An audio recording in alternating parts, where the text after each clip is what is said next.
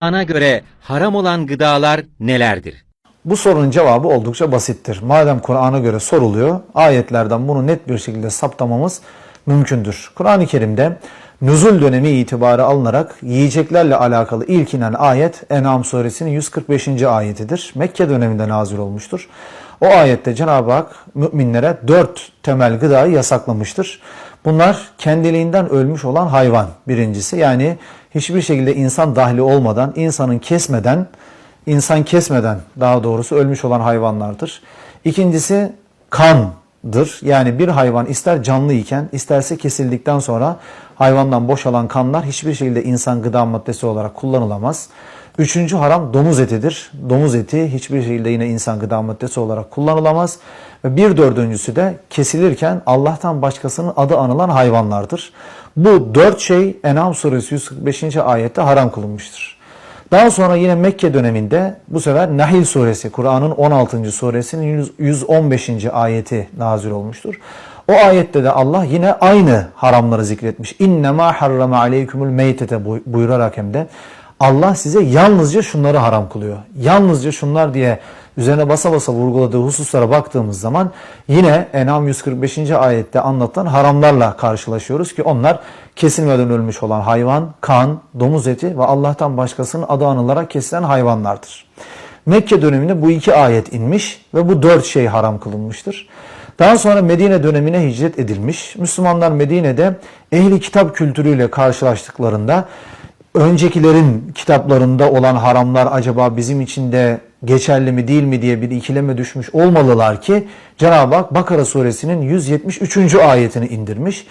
173. ayetinde de Bakara suresini yine aynı haramları ama zikretmiş. İnnemâ harrama aleyküme, yine bir vurgu. Size yalnızca şunları Allah haram kılmıştır diye. Yine 4 şeyi saymış. Bunlar kendiliğinden ölmüş olan hayvan, kan, domuz eti ve Allah'tan başkasının adı anılarak kesilen hayvanlardır. Medine döneminin ilk inen ayeti konuyla ilgili buydu. Son inen ayet ve içinde bugün artık size dininizi tamamladım ifadesi bulunan ayet Maide suresinin 3. ayetidir. Ve ne ilginçtir ki son inen ayet yine bu yiyeceklerle ilgili olan bir ayettir. Orada Cenab-ı Hak "Hurrimet aleykumul meytetu ve'd-demu ve lahmul khinziri ve ma uhille bihi li gayrillah" buyurmuştur. Allah size kendiliğinden ölmüş olan hayvanı, kanı, domuz etini ve Allah'tan başkasının adı anılarak kesilenleri haram kılmıştır. Bakın bundan önce inmiş olan 3 ayette zikredilen haramların sayısı 3'e indirilmemiştir. Fakat ayetin devamında sanki 10'a çıkarılmış gibi bir izlenim vardır. Ayette Allah vel munhanikatu vel mevkuzetu vel mutaraddiyatu ven natihatu ve ma ekales seb'u illa ma zekkeytum ve ma zubiha len nusub şeklinde ifade kullanmış. Yani bir iple veya havasız kalmak suretiyle boğulmuş olan hayvanlar size haram kılınmıştır.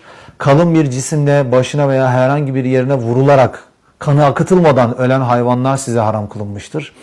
Bir başka hayvanın boynuz darbeleri neticesinde ölmüş olan hayvanlar size haram kılınmıştır. Yüksekçe bir yerden aşağı düşerek, yuvarlanarak ölmüş olan hayvanlar size haram kılınmıştır. Yırtıcı hayvanlar tarafından parçalanarak ölmüş olan hayvanlar haram kılınmıştır diyor. Ve dikkat edilirse bunların tamamı insan müdahalesi olmadan ölmüş olan hayvanlardır. Yani meyte, ayetin ilk bölümünde zikredilen meytenin bir açılımı konumundadırlar. Bir ilave gelmemiştir. Son olarak da Allah ve mâ zübiha len nusub, taşlar üzerine, putlara sunulmak üzere kesilmiş olan hayvanlar ibaresini kullanmış. Bu da Allah'tan başkasının adı anılarak kesilen hayvanların ne olduğunu açıklama babından zikredilmiştir. Dolayısıyla son inen ayet Maide 3. ayette sanki haramların sayısı 10'a çıkmış gibi gözükse de aslında En'am 145, Nahl 115 ve Bakara 173. ayette anlatılan 4 haramdan farklı bir haram zikredilmemektedir.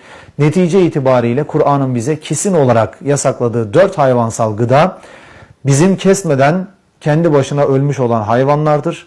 İkincisi bu hayvanların akan kanı ister canlıyken ister kesimi esnasında. Üçüncü olarak domuz eti ve dördüncü olarak Allah'tan başkasının adı anılarak kesilen hayvanlardır.